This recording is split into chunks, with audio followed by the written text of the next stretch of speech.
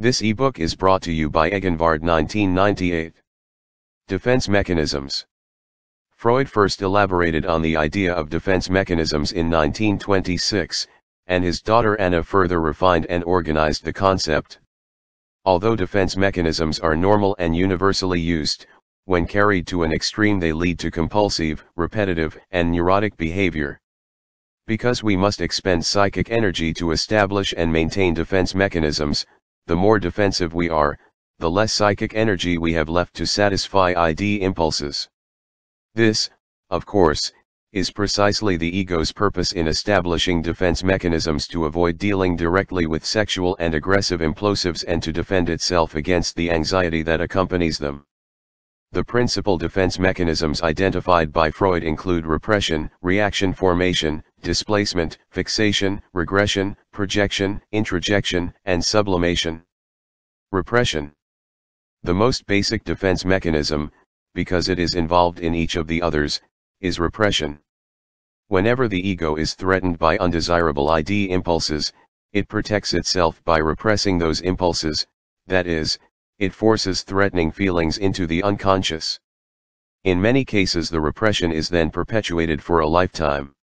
For example, a young girl may permanently repress her hostility for a younger sister because her hateful feelings create too much anxiety. No society permits a complete and uninhibited expression of sex and aggression. When children have their hostile or sexual behaviors punished or otherwise suppressed, they learn to be anxious whenever they experience these impulses. Although this anxiety seldom leads to a complete repression of aggressive and sexual drives, it often results in their partial repression. What happens to these impulses after they have become unconscious? Freud believed that several possibilities exist. First, the impulses may remain unchanged in the unconscious. Second, they could force their way into consciousness in an unaltered form, in which case they would create more anxiety than the person could handle, and the person would be overwhelmed with anxiety. A third and much more common fate of repressed drives is that they are expressed in displaced or disguised forms. The disguise, of course, must be clever enough to deceive the ego. Repressed drives may be disguised as physical symptoms, for example, sexual impotency in a man troubled by sexual guilt. The impotency prevents the man from having to deal with the guilt and anxiety that would result from normal enjoyable sexual activity. Repressed drives may also find an outlet in dreams, slips of the tongue, or one of the other defense mechanisms. Reaction formation. One of the ways in which a repressed impulse may become conscious is through adopting a disguise that is directly opposite its original form.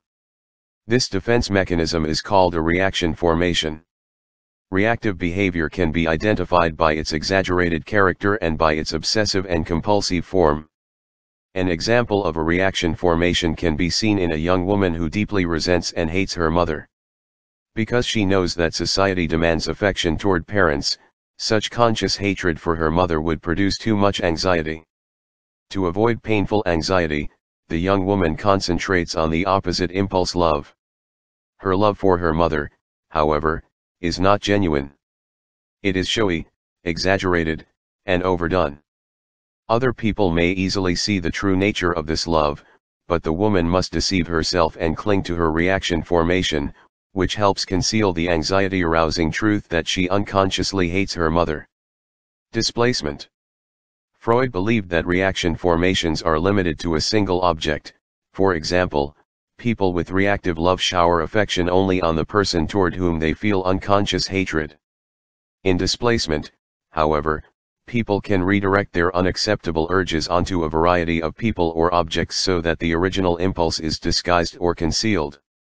For example, a woman who is angry at her roommate may displace her anger onto her employees, her pet cat, or a stuffed animal. She remains friendly to her roommate, but unlike the workings of a reaction formation, she does not exaggerate or overdo her friendliness.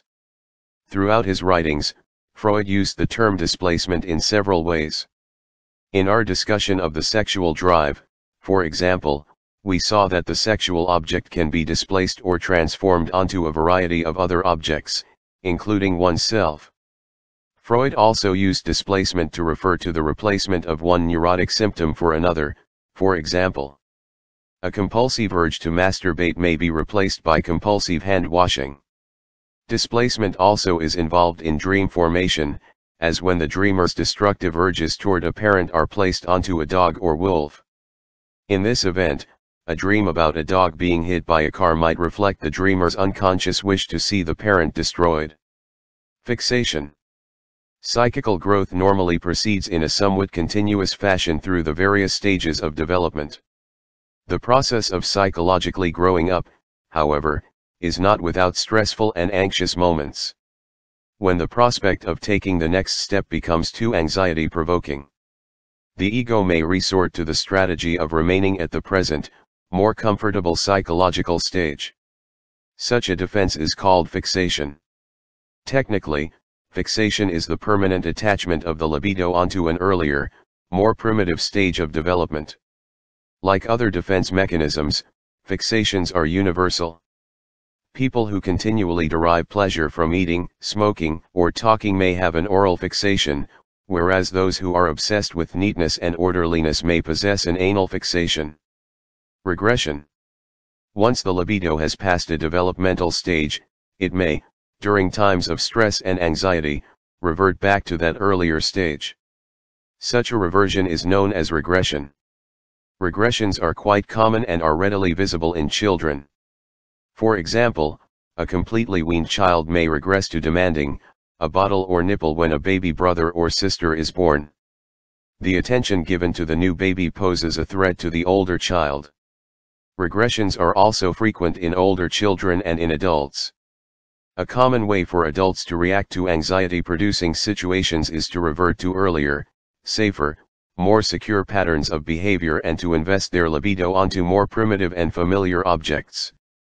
Under extreme stress, one adult may adopt the fetal position, another may return home to mother, and still another may react by remaining all day in bed well covered from the cold and threatening world. Regressive behavior is similar to fixated behavior in that it is rigid and infantile. Regressions, however, are usually temporary, whereas fixations demand a more or less permanent expenditure of psychic energy. Projection. When an internal impulse provokes too much anxiety, the ego may reduce that anxiety by attributing the unwanted impulse to an external object, usually another person. This is the defense mechanism of projection, which can be defined as seeing in others unacceptable feelings or tendencies that actually reside in one's own unconscious. For example, a man may consistently interpret the actions of older women as attempted seductions. Consciously, the thought of sexual intercourse with older women may be intensely repugnant to him, but buried in his unconscious is a strong erotic attraction to these women. In this example, the young man deludes himself into believing that he has no sexual feelings for older women.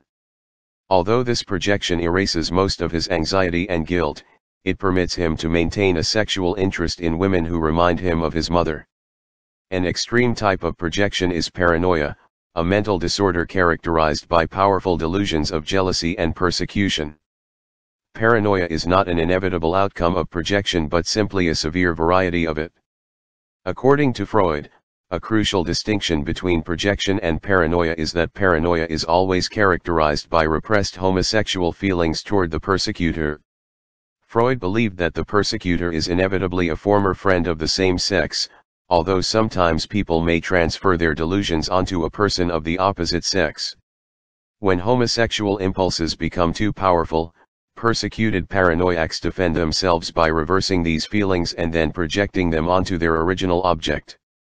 For men, the transformation proceeds as follows. Instead of saying, "I love him," the paranoid person says, "I hate him." Because this also produces too much anxiety, he says, "He hates me." At this point, the person has disclaimed all responsibility and can say, "I like him fine, but he's got it in for me." The central mechanism in all paranoia is projection with accompanying delusions of jealousy and persecution. Introjection. Whereas projection involves placing an unwanted impulse onto an external object, Introjection is a defense mechanism whereby people incorporate positive qualities of another person into their own ego. For example, an adolescent may introject or adopt the mannerisms, values, or lifestyle of a movie star. Such an introjection gives the adolescent an inflated sense of self-worth and keeps feelings of inferiority to a minimum. People introject characteristics that they see as valuable and that will permit them to feel better about themselves. Freud saw the resolution of the Oedipus complex as the prototype of introjection. During the Oedipal period, the young child introjects the authority and values of one or both parents, an introjection that sets into motion the beginning of the superego. When children introject what they perceive to be their parents' values, they are relieved from the work of evaluating and choosing their own beliefs and standards of conduct. As children advance through the latency period of development, approximately ages 6 to 12, their superego becomes more personalized, that is, it moves away from a rigid identification with parents. Nevertheless, people of any age can reduce the anxiety associated with feelings of inadequacy by adopting or introjecting the values, beliefs, and mannerisms of other people. Sublimation. Each of these defense mechanisms serves the individual by protecting the ego from anxiety, but each is of dubious value from society's viewpoint.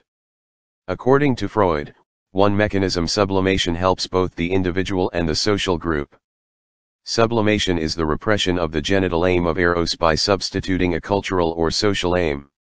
The sublimated aim is expressed most obviously in creative cultural accomplishments such as art, music, and literature, but more subtly, it is part of all human relationships and all social pursuits. Freud believed that the art of Michelangelo, who found an indirect outlet for his libido in painting and sculpting, was an excellent example of sublimation. In most people, sublimations combine with direct expression of eros and result in a kind of balance between social accomplishments and personal pleasures. Most of us are capable of sublimating a part of our libido in the service of higher cultural values, while at the same time retaining sufficient amounts of the sexual drive to pursue individual erotic pleasure.